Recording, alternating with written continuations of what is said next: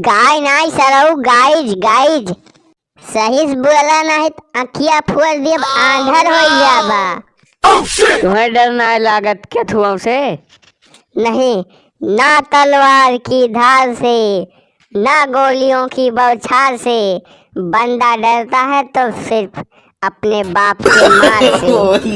अच्छा जबरदस्त शायरी सुना दिया। मेरी सांसों में वो समाया बहुत लगता है, वो संघर्ष मुझे पराया बहुत लगता है।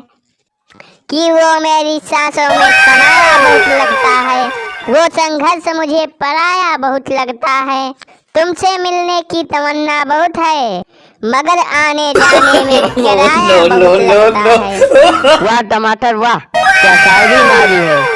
अब भैया बहनी लोग आज के वीडियो बस ये तक। अब हाँ भैया बहनी लोग, चैनल को सब्सक्राइब कर दे जा और वीडियो को लाइक